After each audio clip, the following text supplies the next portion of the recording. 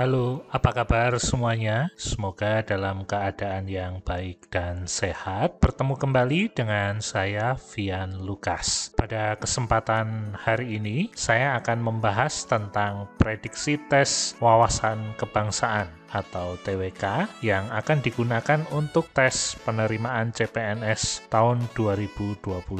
Saya berdoa buat semua yang menyimak video ini yang punya cita-cita dan harapan untuk lolos menjadi PNS bisa tercapai di tahun 2021 ini. Mari langsung saja kita ikuti materi tentang pembahasan tes wawasan kebangsaan atau TWK berikut ini. Selamat mengikuti.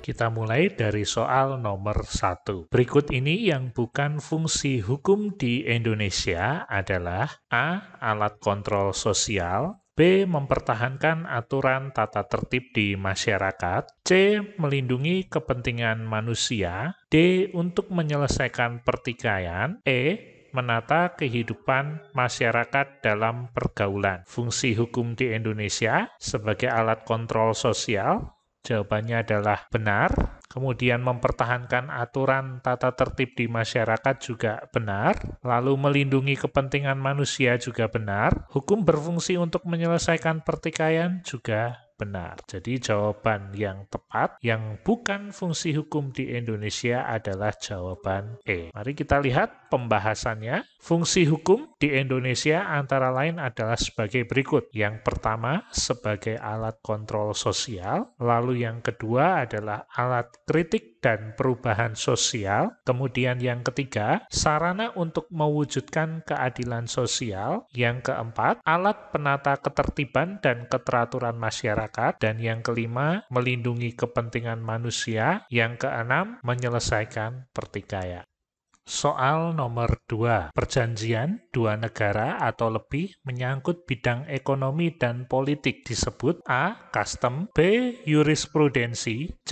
Treaty, D. Doktrin, atau E. Adat. Jawabannya adalah treaty atau C. Ya, treaty atau bahasa Indonesianya adalah traktat. Mari kita lihat pembahasannya. Perjanjian antara dua negara atau lebih yang menyangkut bidang ekonomi serta politik adalah disebut treaty. Treaty ini dinamakan pula dengan istilah traktat. Perjanjian internasional atau treaty atau traktat ini pada dasarnya dibagi menjadi dua jenis, yaitu perjanjian bilateral dan perjanjian multilateral. Soal nomor 3, mencetak uang dan menentukan nilai mata uang merupakan kewenangan pemerintah pusat dalam menyelenggarakan daerah otonom dalam bidang A. Ekonomi, B. Hukum, C. Fiskal, D. Sosial, E. Administrasi. Mencetak uang dan menentukan nilai mata uang. Kewenangan pemerintah pusat dalam bidang fiskal. Jawabannya adalah C, yaitu mari kita lihat pembahasannya. Mencetak uang dan menentukan nilai mata uang merupakan kewenangan pemerintah pusat dalam menyelenggarakan daerah otonom dalam bidang fiskal. Soal nomor 4. Teori perseorangan tentang pengertian negara dikemukakan oleh beberapa tokoh berikut ini, kecuali A. Thomas Hobbes, B. John Locke, C. J.J. Rousseau, D. Karl Marx, E. Harold J. Lasky. Jawabannya adalah yang D, yaitu Karl Marx. Karl Marx lebih menekankan dalam bidang ilmu ekonomi, bukan dalam ilmu negara. Nah, pembahasannya adalah sebagai berikut. Teori perseorangan tentang pengertian negara mengemukakan bahwa negara adalah suatu masyarakat hukum yang disusun berdasarkan bidang tata negara, perjanjian antar individu yang menjadi anggota masyarakat. Penganjur teori ini antara lain yaitu Thomas Hobbes, jawaban A ada, betul. Lalu ada John Locke, betul. Lalu ada J.J. Rousseau, jawaban C juga betul. Lalu ada Harold J. Lasky, jawaban E juga betul. Jadi jawaban untuk nomor 4 adalah D, Karl Marx. Kita lanjut ke soal nomor 5. Berikut yang merupakan ciri-ciri pemerintah presidensial adalah A. Presiden sebagai kepala pemerintah sekaligus sebagai kepala negara. Presidensial. Berarti ini jawaban A merupakan jawaban yang benar karena presiden sebagai kepala pemerintah. Jawaban B, Presiden mempunyai hak istimewa untuk mengangkat dan memberhentikan menteri. Nah, ini juga benar. Lalu jawaban C, Menteri bertanggung jawab kepada Presiden. Nah, ini benar. Lalu jawaban D, lembaga eksekutif bertanggung jawab kepada lembaga legislatif. Nggak ada ciri-ciri yang berbunyi seperti ini ya untuk pemerintahan presidensial. Berarti yang bukan ciri-ciri, yang merupakan ciri-ciri pemerintah.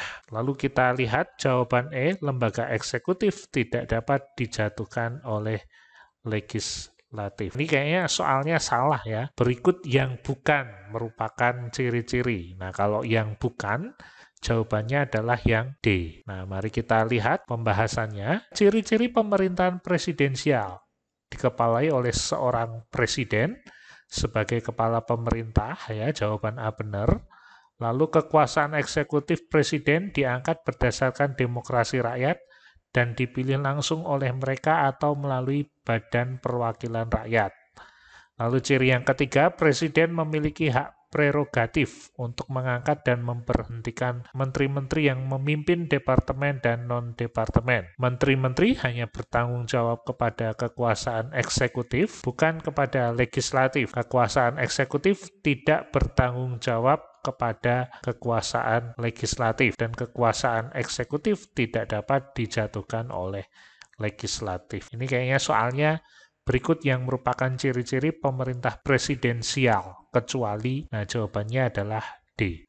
Soal nomor 6, Konstitusi Republik Indonesia Serikat atau RIS berlangsung di Indonesia pada A. 18 Agustus 1945 sampai 27 Desember 1949,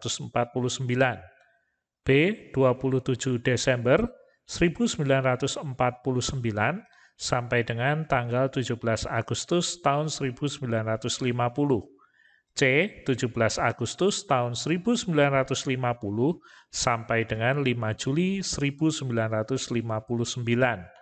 D. 5 Juli 1959 sampai dengan 3 Mei 1998. E. 3 Mei 1998 sampai dengan sekarang. Nah, Republik Indonesia Serikat atau RIS berlangsung dari tanggal 27 Desember 1949 sampai dengan 17 Agustus tahun 1950. Jadi jawabannya adalah B. Mari kita lihat pembahasannya.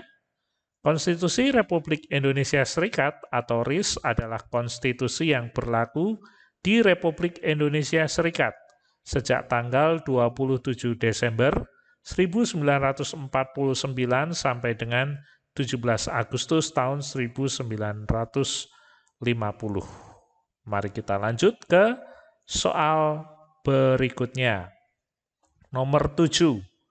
Yang termasuk sumber hukum formal adalah A. Pendapat umum, B. Agama, C. Traktat, D. Politik hukum, E. Pemerintah. Nah, hukum formal ya, sudah jelas. Jawabannya adalah yang C, yaitu traktat. Mari kita lihat pembahasannya. Sumber hukum formal yang ada di Indonesia antara lain adalah undang-undang, kemudian kebiasaan, jurisprudensi, traktat, dan doktrin. Jadi jawabannya adalah C, traktat. Kita lanjut ke soal nomor 8. Salah satu sumber hukum formal yaitu pendapat sarjana hukum atau doktrin. Pendapat sarjana hukum yang dapat dipegang pendapatnya adalah A. Seseorang atau beberapa orang sarjana hukum yang terkenal dalam ilmu hukum, B. Sekumpulan orang di lembaga bantuan hukum, C. Para sarjana muda lulusan fakultas hukum, D. Orang-orang yang bekerja di Mahkamah Konstitusi, atau E. Orang yang berkaitan dengan penegak hukum.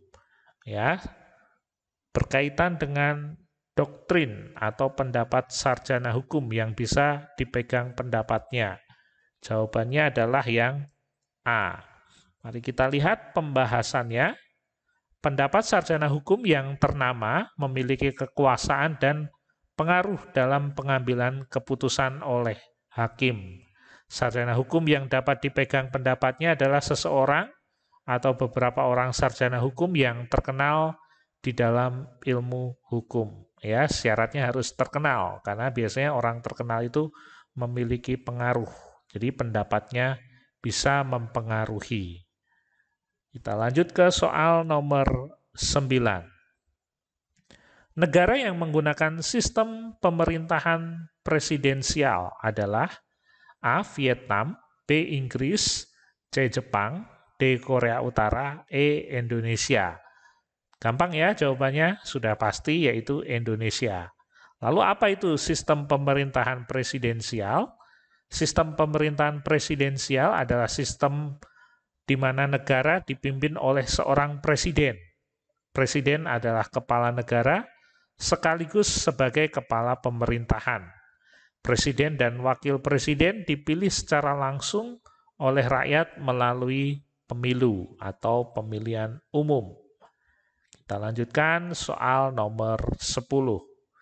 Tata urutan sumber hukum di Indonesia diatur dalam A. Pembukaan UUD 1945 alinea keempat, B. TAP MPRS nomor 20/MPRS tahun 96, C. Undang-Undang nomor 10 tahun 2004 tentang pembentukan peraturan perundang-undangan, D. Peraturan Pemerintah nomor 17 tahun 2012, atau E. Penetapan Presiden nomor 2 tahun 1964.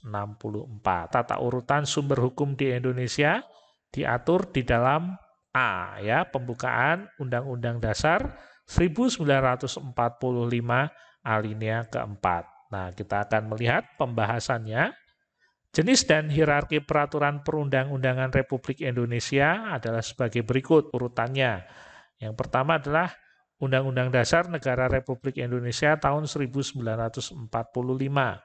Lalu ada ketetapan MPR, lalu ada undang-undang atau Perpu, kemudian ada peraturan presiden, ya, ditambah dengan peraturan menteri di bawah peraturan presiden, baru kemudian peraturan daerah provinsi, dan yang terakhir adalah peraturan daerah kabupaten atau kota. Jadi jawabannya adalah A. Demikian pembahasan soal tes wawasan kebangsaan bagian ketiga. Terima kasih sudah menyimak video ini dari awal sampai akhir. Semoga materi yang saya sampaikan bisa bermanfaat dan bisa berguna untuk rekan-rekan semua yang sedang berjuang bisa lolos menjadi PNS di tahun 2021.